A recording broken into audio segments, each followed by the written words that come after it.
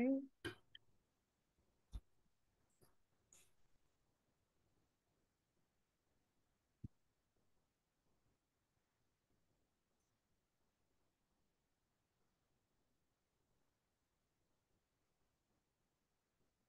Hello, everyone. Good afternoon and good morning, depending on where you are. And thank you for taking the time to join us today, especially those of you who joined us last week and are joining us again today. Due to the technical difficulties, we thought it would only be fair to Dr. Whetstone as well as you to repeat the webinar and give you everything that we usually do during a webinar, including the discussion afterwards. So again, thank you for joining us and your support. I'm Tina Barr, the Director of Training and Education for NACOLE. And NACOLE is an organization that works to create a community of support for independent civilian oversight entities that seek to make local law enforcement agencies, jails, and prisons more transparent, accountable, and responsive to the communities they serve. One piece of that effort is our webinar series, where for the last 9 years, we've worked to bring you information that is relevant to civilian oversight, including effective practices, innovations in the field, and efforts in reforming the criminal legal system. Before we begin, I'd like to go over a few logistics regarding today's session. With so many in attendance, everyone has entered in listen-only mode. However, the Q&A feature is on for you, and so you may type your questions there at any point in time. To ensure that today's speaker, Dr. Whetstone, shares all of the information that he has prepared for you, he will respond to questions at the end of the presentation. However, you may post your questions at any time, and if your question is one that's seeking clarification on something that Dr. Whetstone is explaining, and it will be helpful to get clarification right away, then I will let Dr. Whetstone know about that question. To allow for more questions and direct engagement with Dr. Whetstone, immediately after the webinar, we've set aside 30 minutes for a Zoom discussion. This is totally optional. It's your choice whether or not you want to be a part of the discussion. If you do, I will provide the Zoom discussion link toward the end of the presentation in the Q&A function, where you will just be able to click on it and enter the Zoom meeting room. And finally, before I introduce Dr. Whetstone, I want to remind you that today's webinar is being recorded and you will have access to it through the Attendee Hub for 3 months. Attendee Hub is the same platform that you've logged on to watch the webinar live. So if you have that email, you will still be able to click the same link and access the recording as well as the PowerPoint slides. Additionally, be on the lookout for a follow-up email regarding today's webinar, which will include instructions on accessing the recording. With the logistics out of the way, I'd like to move our attention to today's webinar, which is entitled Firearms 101 with Dr. Whetstone. This webinar provides basic information on firearms for the non-shooter oversight professional. Dr. Whetstone will go over the basic nomenclature of the various types of firearms, vocabulary, ballistics, combat considerations, and the realities of weapon effectiveness. At the end of the webinar, you will have a better understanding of how firearms work, how to interpret information contained in police reports regarding weapons, weapon use, and survival tactics. You will be given the tools and knowledge to craft reports or make public statements that use industry standard terms and descriptions. Please note, today's webinar is strictly firearms education and will not address issues such as specific use of force investigations, the Second Amendment, gun ownership, and other political issues. Now to introduce today's speaker, Dr. Thomas Whetstone. Dr. Whetstone has been involved in criminal justice in various roles for 50 years. He served as a crime scene investigator, police officer, and sergeant, and has been involved in police training and education since 1978. Dr. Whetstone has also served as faculty with the University of Illinois Police Training Institute and on staff at several tactical training facilities. In 1984, Dr. Whetstone designed and implemented the first known comprehensive police patrol rifle program in the United States. He was one of the first certified master firearms instructors in the state of Illinois and is a recent certificate holder as a use of force instructor from the Federal Law Enforcement Training Center. Dr. Whetstone joined the Louisville Metro Office of Inspector General in September 2022. So now, without further ado, I will turn things over to Dr. Whetstone. Thank you, Tina. And everybody else, thank Tina for all of her efforts in putting these things together. It's a tremendous amount of work, and I just want to let her know that we all appreciate that. So this is going to be Firearms 101 for professionals, and we just want to make sure that you understand firearms when you have to deal with those issues. I'm going to give you two warnings. Number one, I've got a lot of information that's going to be like drinking water from a fire hose. So stand by and be ready for it. The more important is a trigger warning for those of you who may be triggered by discussions about firearms and combat situations, particularly the mortality involved with it. It's going to be a pretty frank discussion. I don't have disturbing looking slides or anything like that, but there will be things spoken about that may disturb people because firearms do have deadly results sometimes, and we're just going to talk frankly about them. So what's in it for you?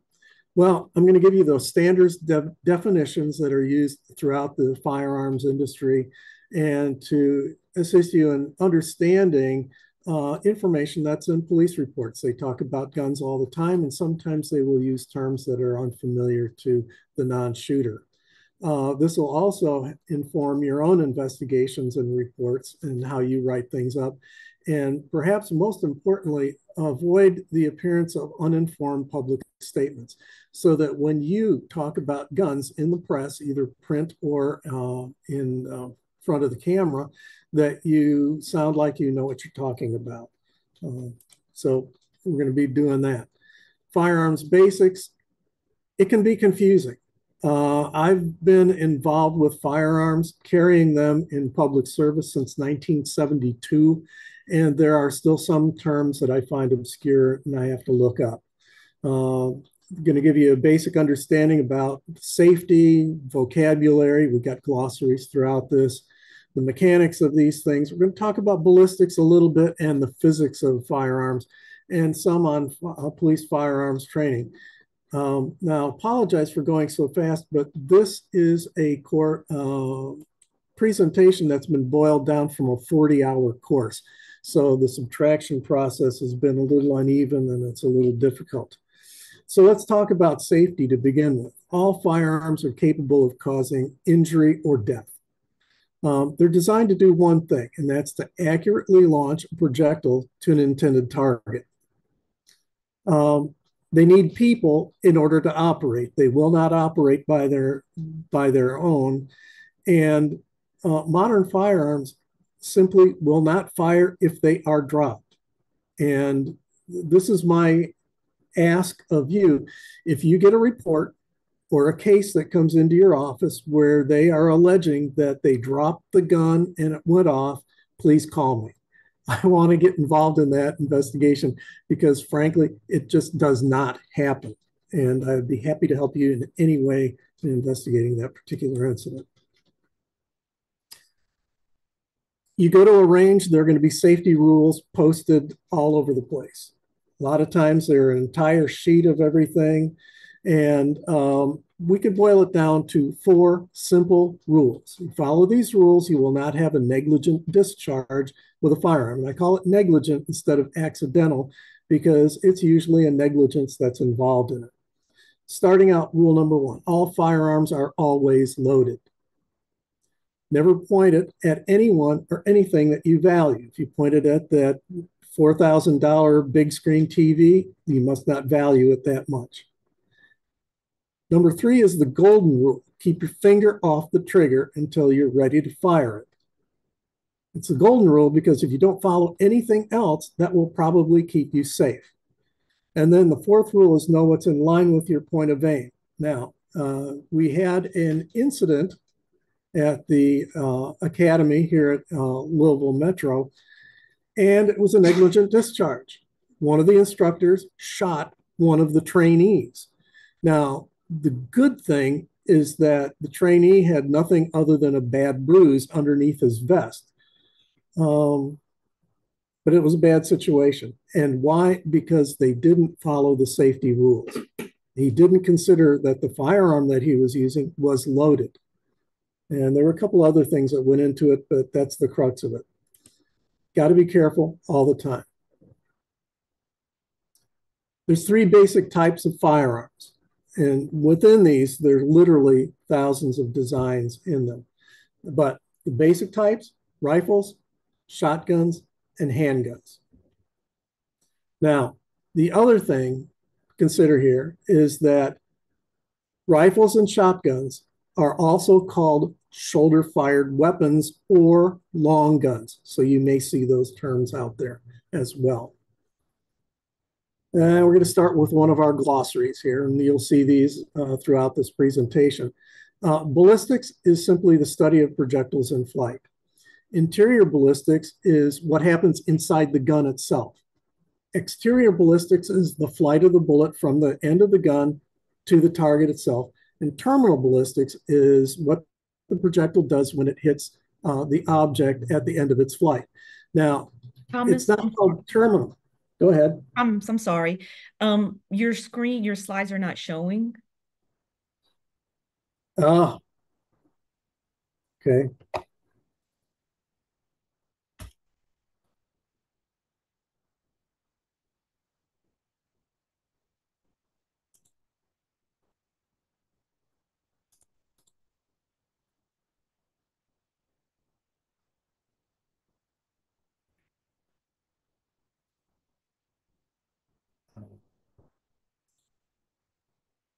I know at one point when we were preparing, you had stopped sharing your screen to, there we go. Okay. Thank you.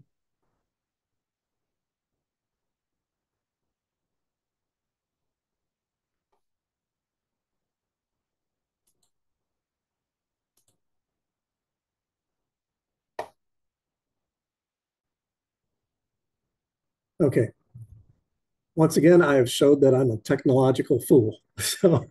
Uh, so our glossary, to continue with that: interior ballistics, that's inside the gun; exterior, outside. Terminal ballistics, it's all about what it does when it hits an object at the end of its flight. And it's not the terminal meaning a cessation of life; it's terminus meaning where it ends. Interior ballistics is what gets us started on the whole issue of recoil. And when we talk about recoil, just think back to a physics lesson of Newtonian physics: equal and opposite reaction. So keep that in mind when you're looking at ballistics.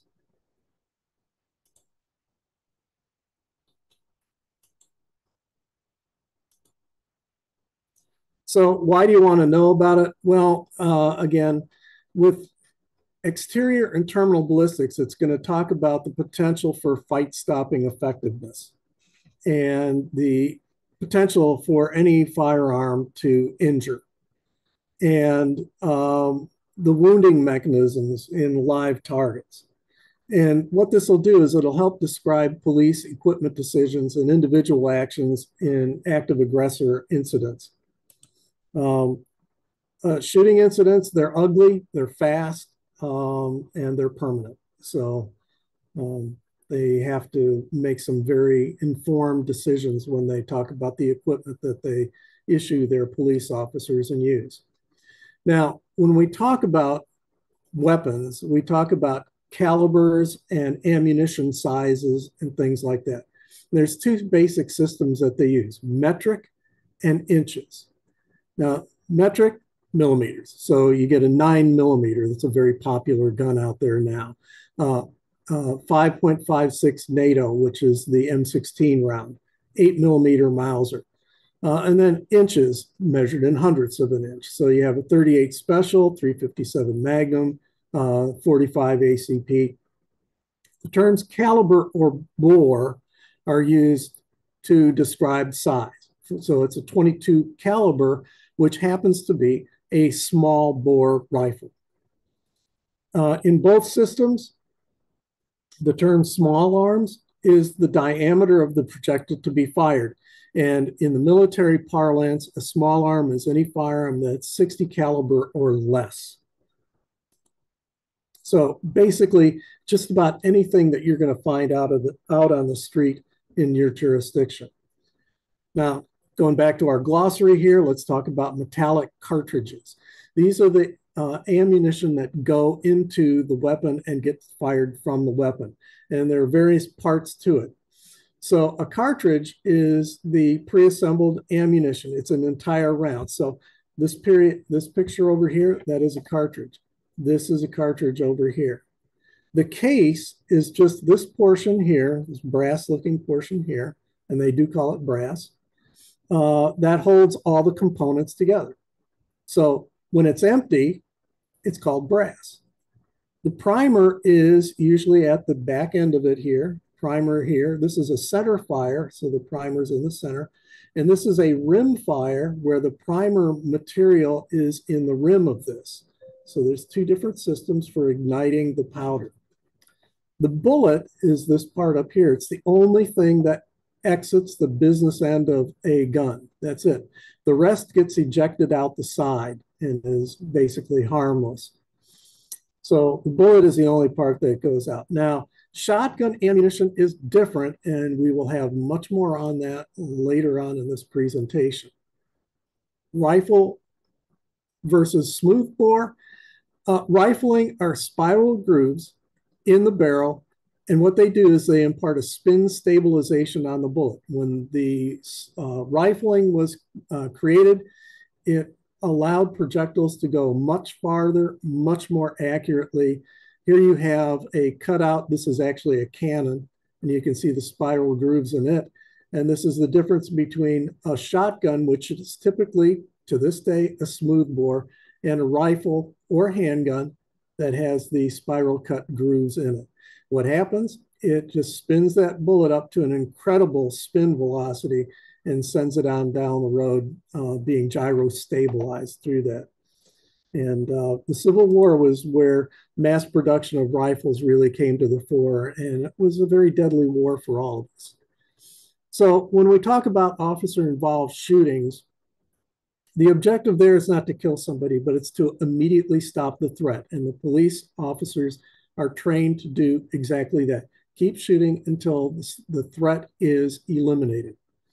Now, all firearms can kill, but relatively fewer can immediately incapacitate an aggressor. I talked about a 22 long rifle. That's a very small, very underpowered round. You could probably kill somebody with that, but it probably won't stop the fight. And that's the unfortunate part about this, is that immediate incapacitation often results in death. Now, I know every cop that I have talked to would love to have a Star Trek phaser set on stun so that they don't have to kill that individual, where they can just incapacitate them.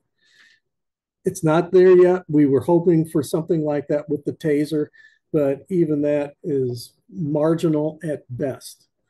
And I wouldn't expect any police officer to go up against a deadly threat armed only with a taser. So let's talk about ballistic realities here. Handguns, they're issued as defensive weapons, and their ballistics, terminal ballistics mainly, are at best marginal. They oftentimes don't stop the fight, at least not right away.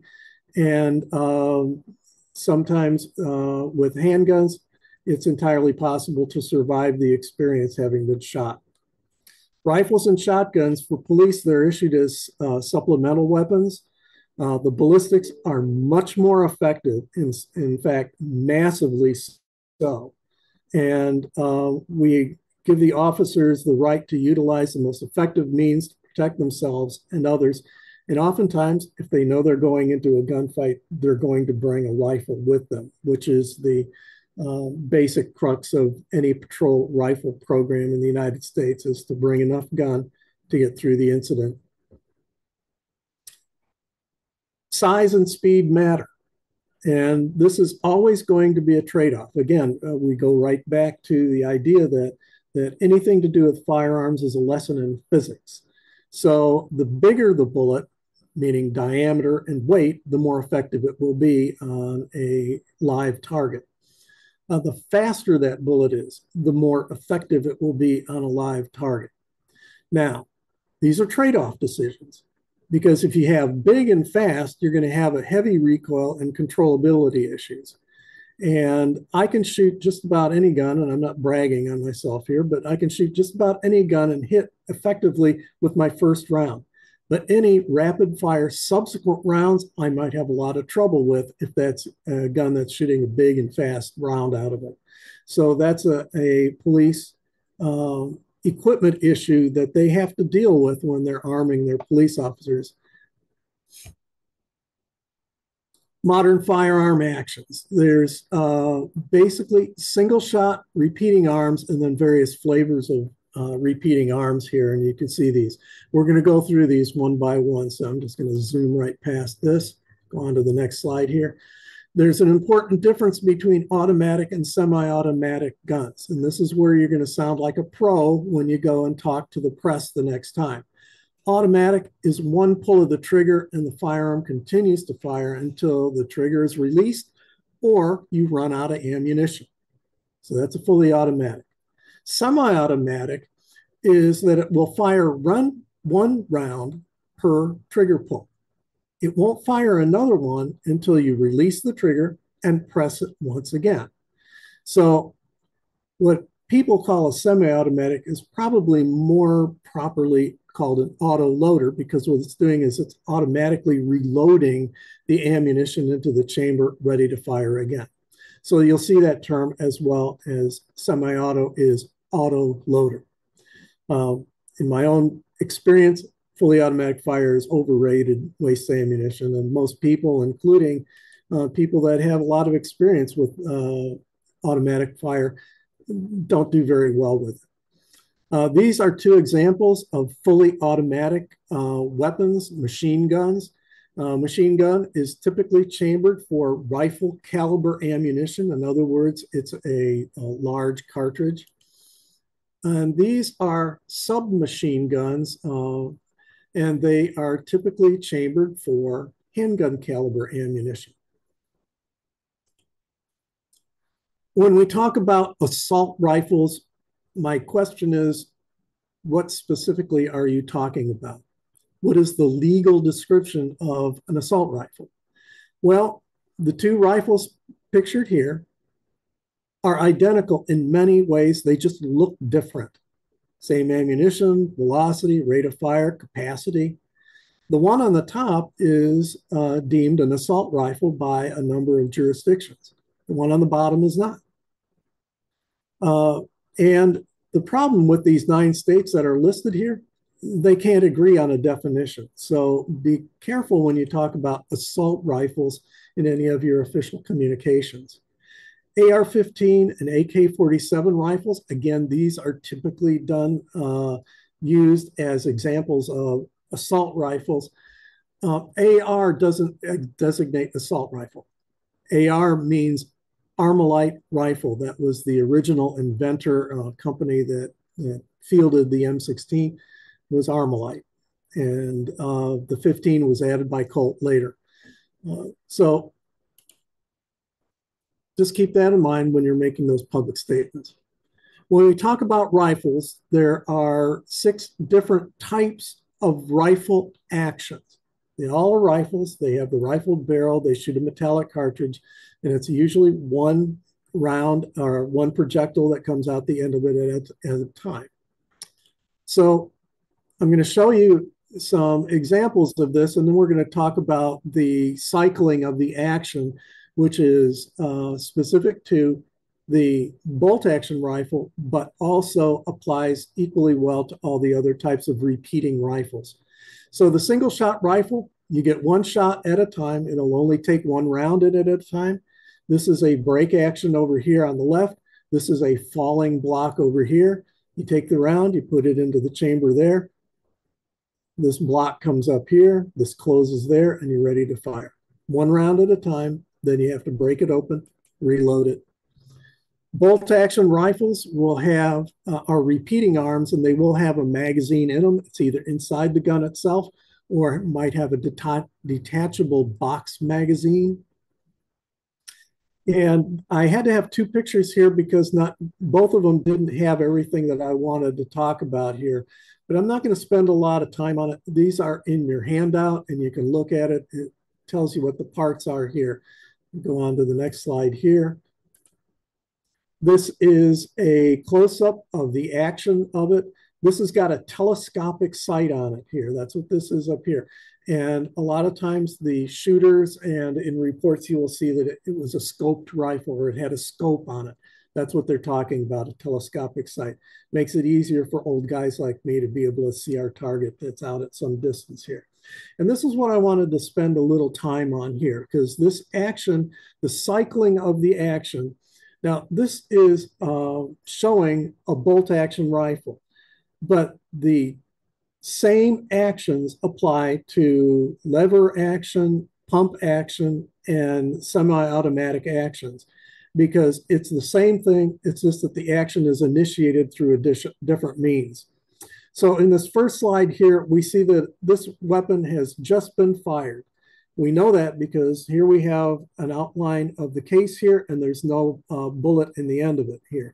Firing pin is forward here and has impacted the primer on the case, fired it.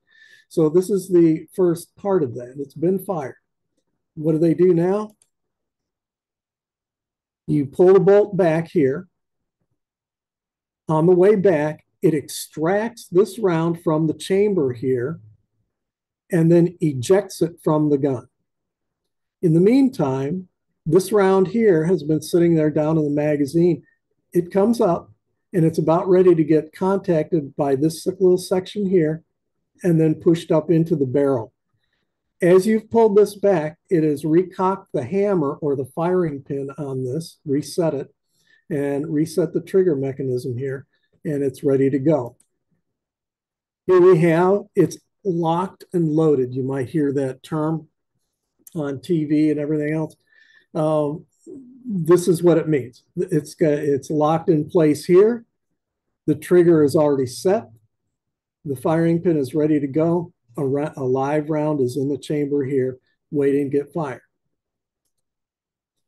This is a close-up inside view of the trigger and sear, where we got the trigger here. You pull this back, this comes down, this goes forward, the firing pin goes forward, impacts the bottom of the case here, the round fires. This is, again, a detail of that shooting mechanism. You can see the trigger has been pulled. The sear, this is called a sear, has dropped down. The firing pin has gone forward. It's firing the case out of there.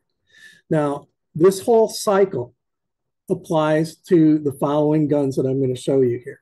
It's just that instead of having a bolt back here to operate it, the next one has a lever action, okay?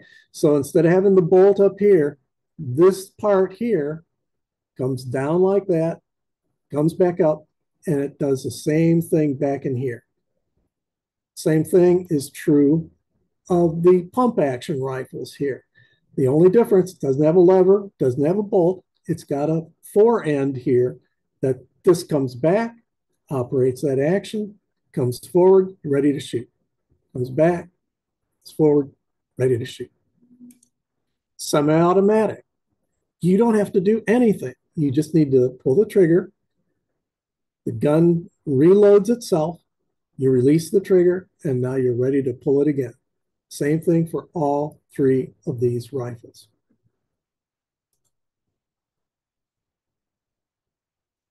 The shotgun is one of the most versatile weapons out there on the market. It's used for a variety of shooting sports and migratory waterfowl, and it is also used by police as a defensive weapon. This is the business end of a double-barreled shotgun. Right up here, this is called a bead sight, and this area behind it is called a ramp, and side by side, because that's just it. So you can see the number of different types of shotguns that are out there.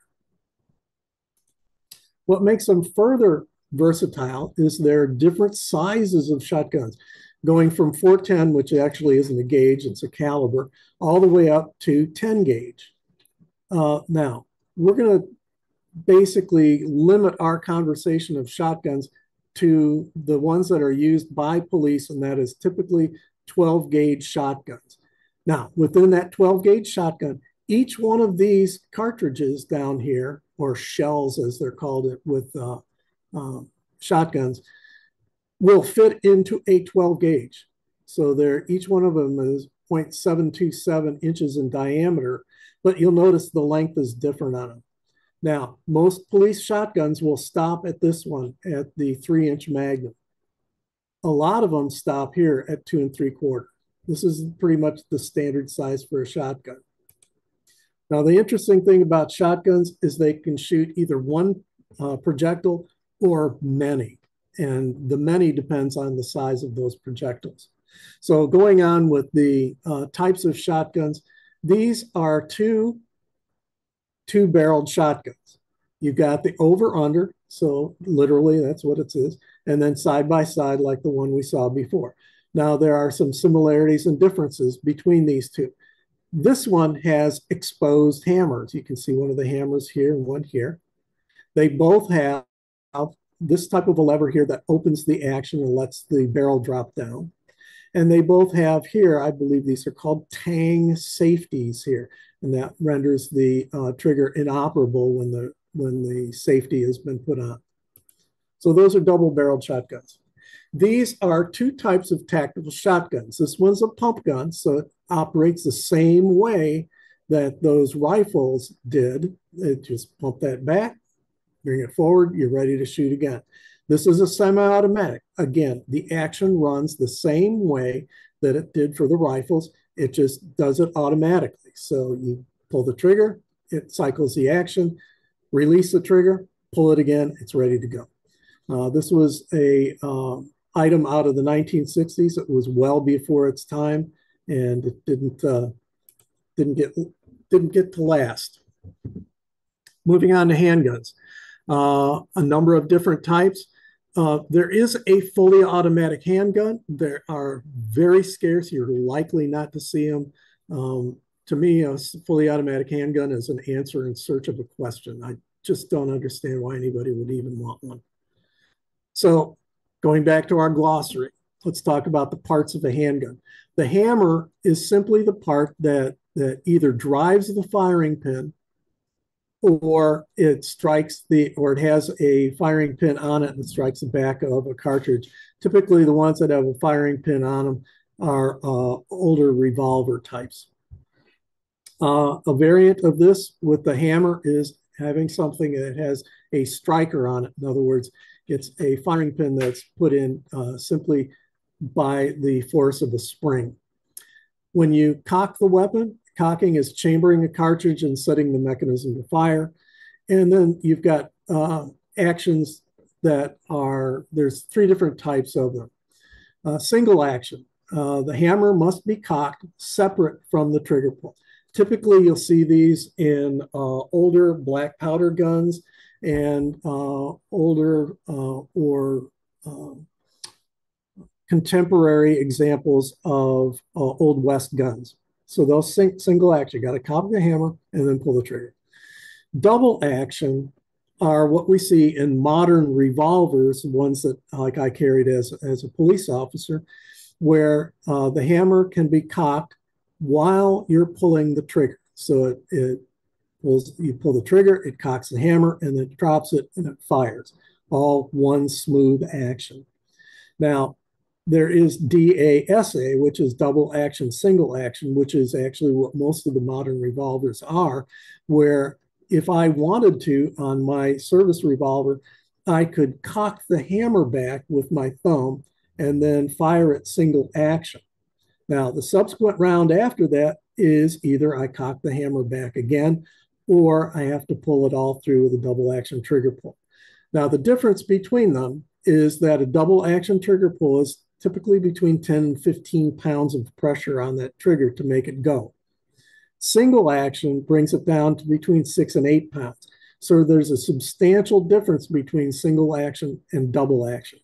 And that makes a difference when you have police officers that are fielding semi-automatic weapons. Revolvers, it wasn't such a big deal. But once we went to double action automatics, it has become an issue, especially in training, because now the officer has to get used to two different types of trigger pulls. That first long, creepy, heavy double action pull, and then any subsequent rounds on that are typically single action, and it's a very light pull.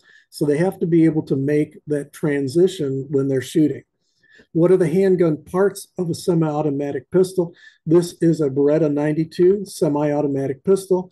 We've got the slide up here, which is the top portion of it. Inside the slide is the barrel. You have the front sight here, rear sight here. This has got an external hammer on it. And this is the grip here, or stocks. Trigger here, trigger guard. Magazine release is right here. The magazine is here. It goes into the handle of the gun, if you will, and that holds the ammunition in it. Slide comes back, cocks the hammer. On the way forward, strips off a round out of the magazine, puts it into the chamber, and the gun is ready to fire.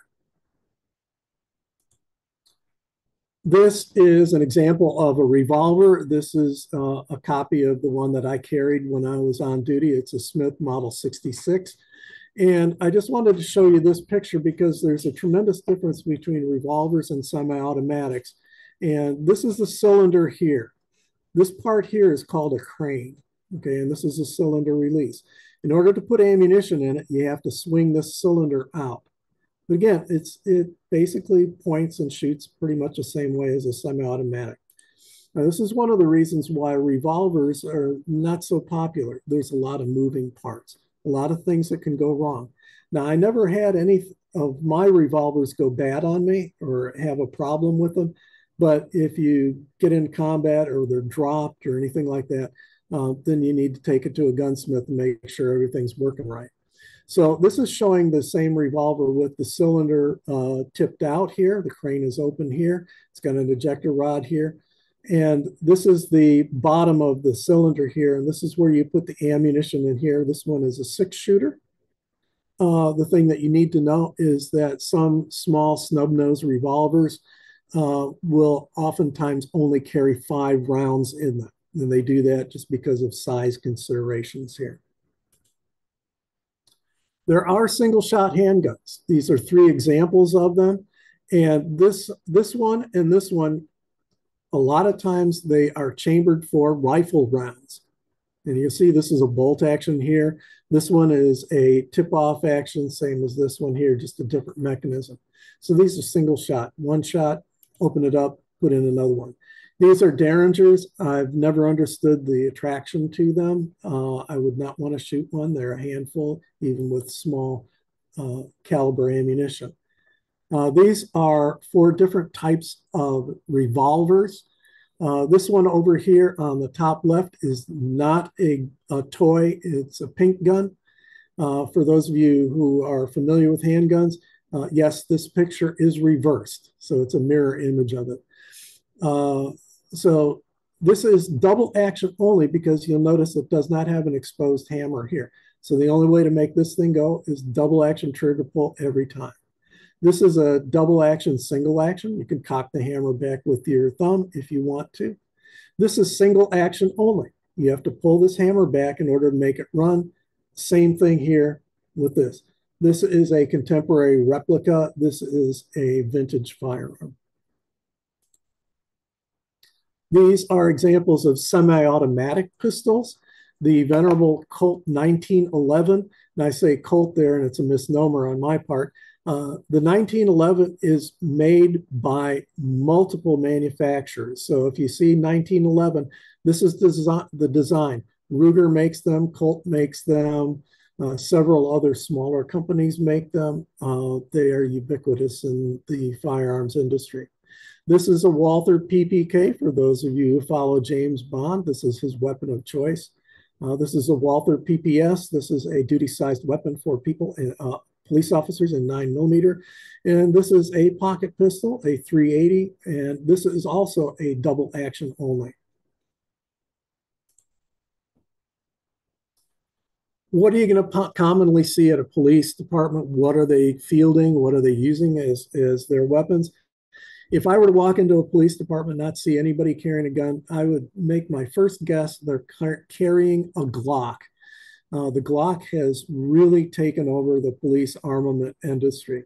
And there's various flavors of Glocks, 17, 19, or 22. Frankly, I can't tell you the difference between them other than they will shoot different caliber ammunition out of them and hold a variety of different rounds, number of rounds, I should say.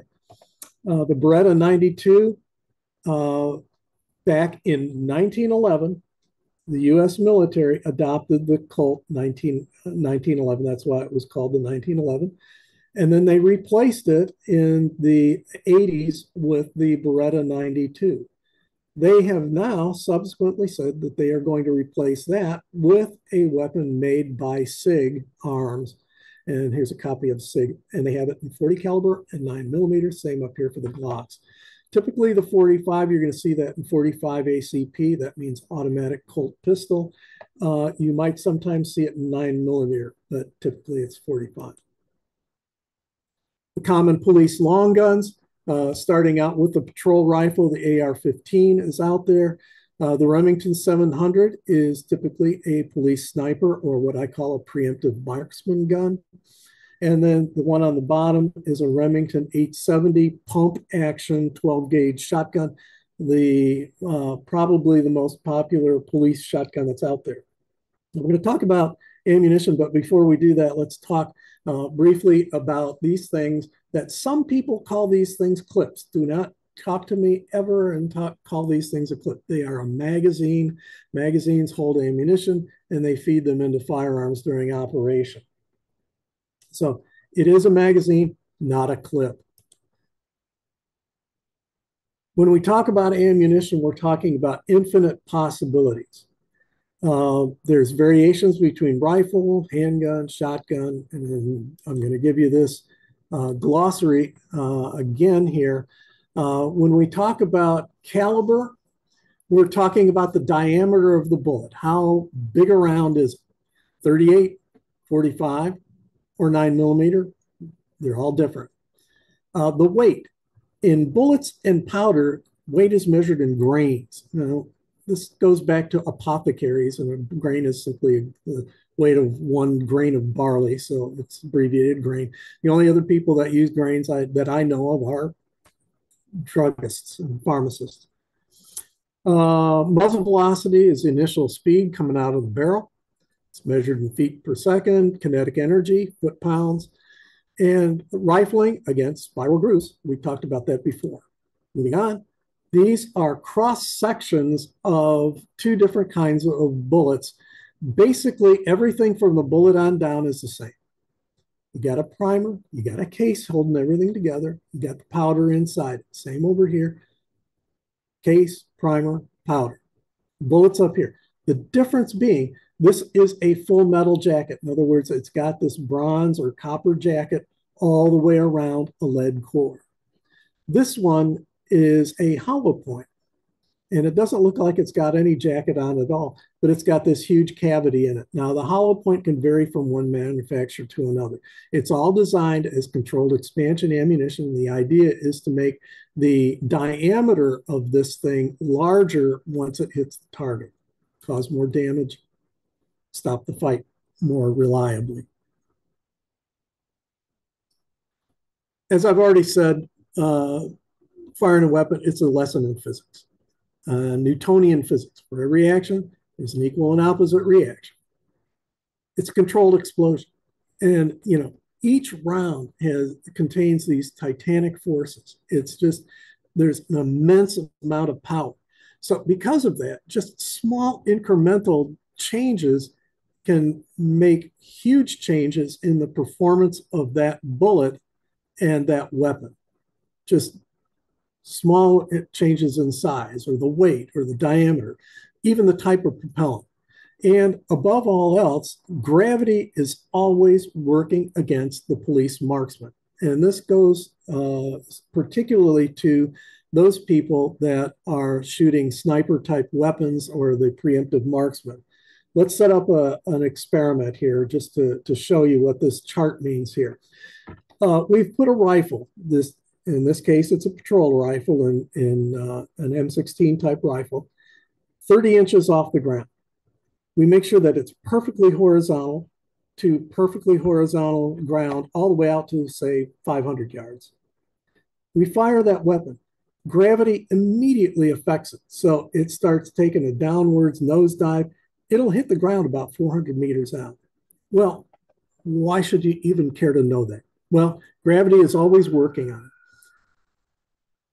When you're doing an analysis of an officer involved shooting, the one thing that you might want to consider is, did the investigators look far enough around downrange to try and find spent ammunition, spent bullets?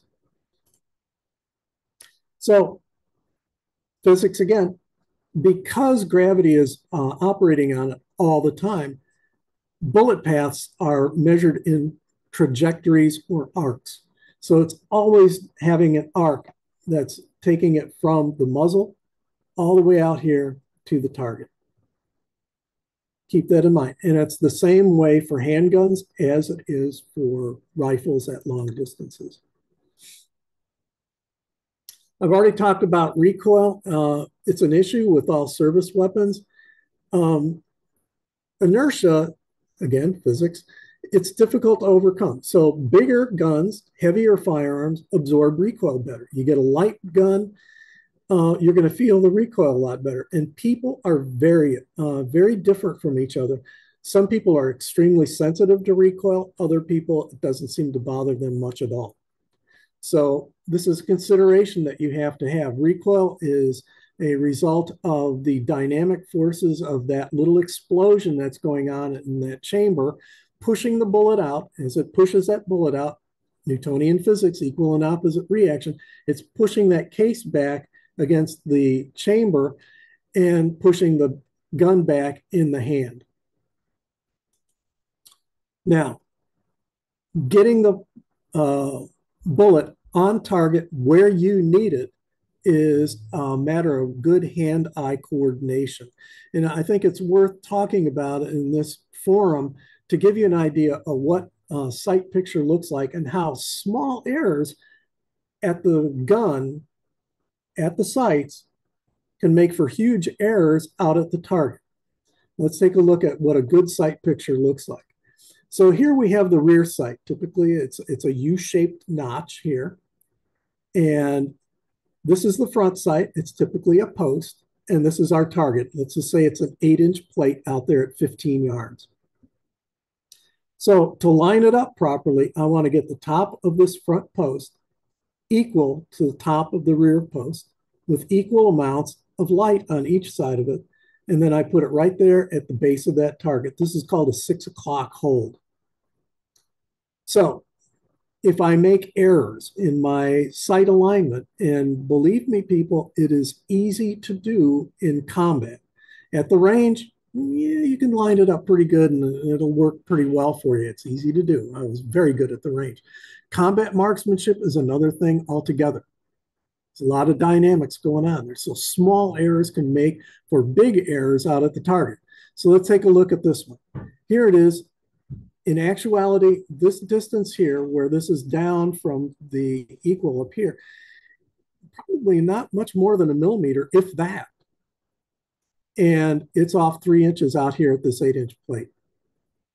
Again, here we have maybe a millimeter at the gun, 3-inch difference out here. Less than a millimeter here, 3-inch difference here, 3-inch difference here. You gotta be absolutely critically aligned in order for it to go where you want it to. And what this does is, especially in the combat situation, it can explain why police officers oftentimes shoot more than once. They might shoot a lot of rounds because it's hard to get that precision made when everything else is going to pot with your body, your vision, and your musculature. Caliber and firearm ammunition size, this is a recap. I just wanted to throw this up here just to remind you of it. And we'll move into ammunition variations and oddities. A lot of times ammunition can be described using both systems. So a 32 ACP is also the 7.65 Browning short. A 380 ACP is also the 9mm short. 7.62 NATO, same as a 308 Winchester. Now, some of the oddities. A 38 special, well, it's actually only 0.357 inches in diameter, so it's not even close to a 38, but it's a holdover from the notation from the black powder era. The 8mm Mauser, they just did a shorthand on that and has made it a from a 7.92 millimeter. Relative sizes of common ammunition. Over on the left is the smallest generally commercially available ammunition. There are some that are a little bit smaller, but you just, it's almost impossible to find them. So the 22 long rifle. Now, it's a little bit of a misnomer because it says long rifle. Well, it can be shot in handguns, and typically most of the time it is. But that's just the designation of it. So don't get confused on that. 22 long rifle, yeah, it'll feed handguns just perfectly well. And then going over here, the largest one, this is Dirty Harry's favorite, the 44 Magnum.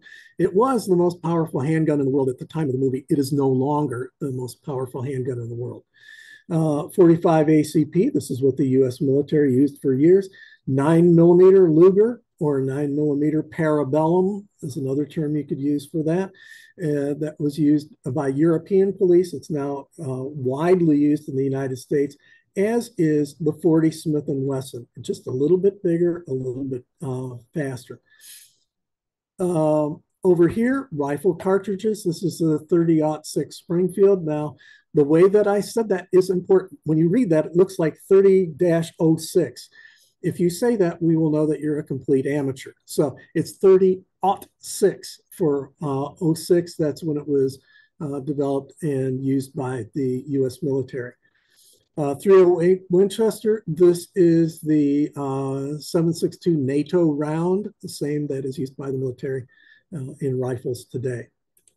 So the projectiles that come out of the end of them, the bullet types, you have round nose, and these are the abbreviations that you're likely to see in police reports when they talk about them. You're probably not going to see anything that has these two. These are basically used for range work. But semi-jacketed, hollow points, full metal jacket. It's a nice movie that uses that term. So what are the typical police ammunition?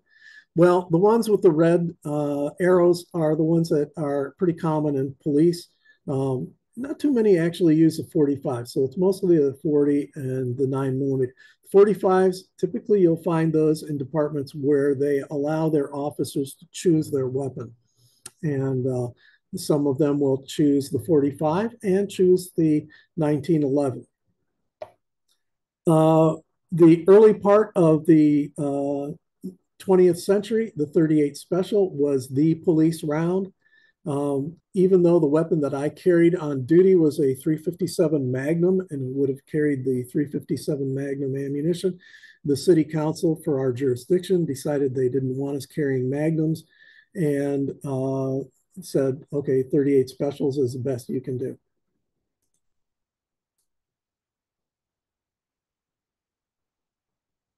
Shotguns and the ammunition that are in them, it's variations within variations. You've got the barrel gauge, shell length, shot size, and number.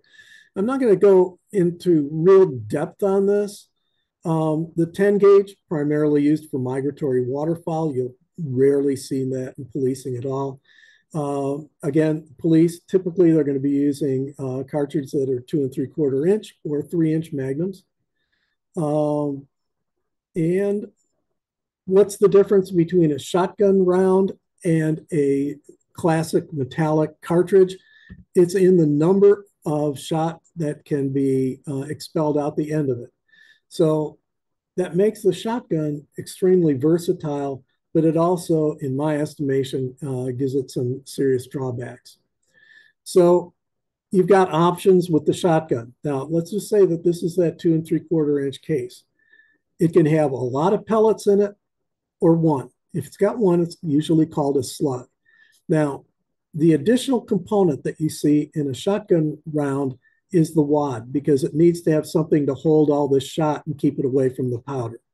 Again, primer's here. This is the case or hull. Primer goes in here, powder goes in here, right in here. Wad goes on top, shot goes inside here, or the slug, and it's closed up and it's ready to go. Now, in forensic pathology, sometimes you will see the wad embedded in a wound. And that should give you a clue that that was either a contact or close to contact wound, very close proximity shot. So how many shotgun projectiles are out there? Well, it's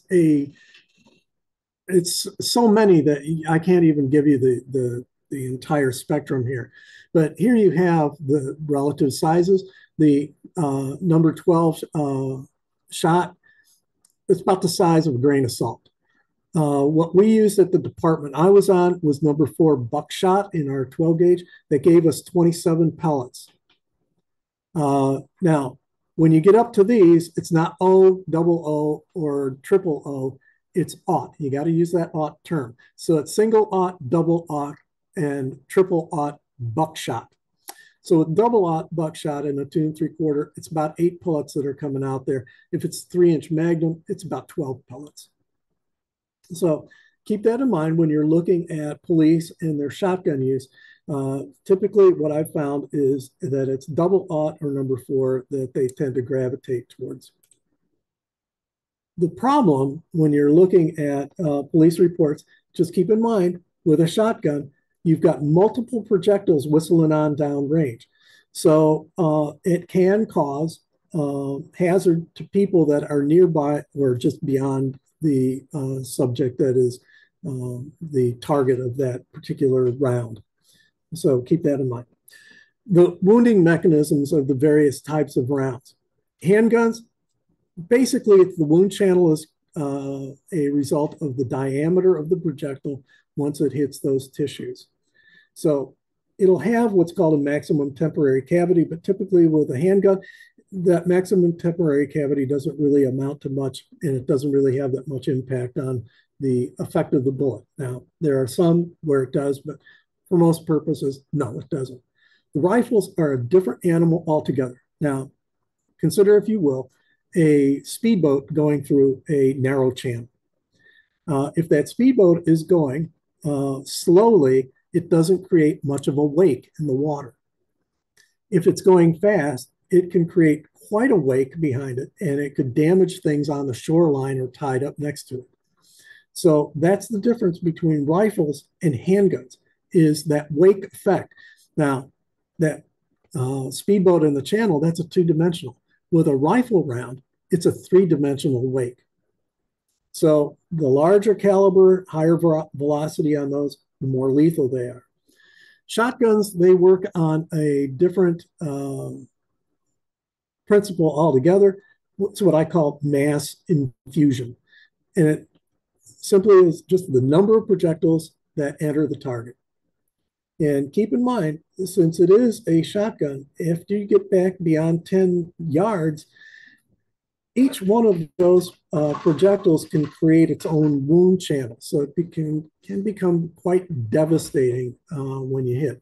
Now, here are the wound profiles here for the handgun. That's a 9mm there. These were drawn from profiles seen in ballistic gelatin, a medium that is used to test ammunition. And 30 carbine, it's what I call a transitional piece. It's right between rifles and handguns.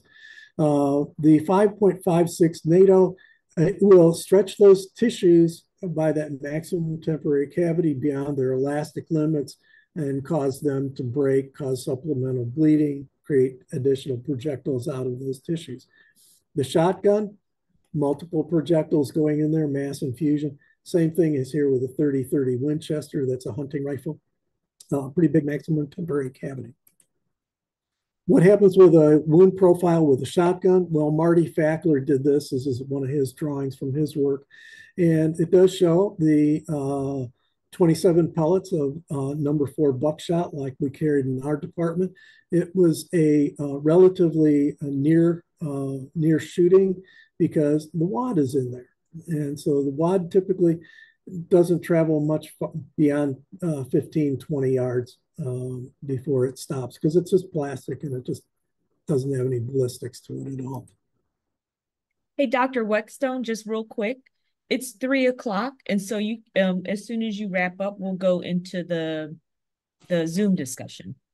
Okay. Well, initial recruit training got to be comprehensive. I'm going to leave you with this, and then I'll have other stuff during the Q&A session here. In-service training, you've got to differentiate between qualifying and training.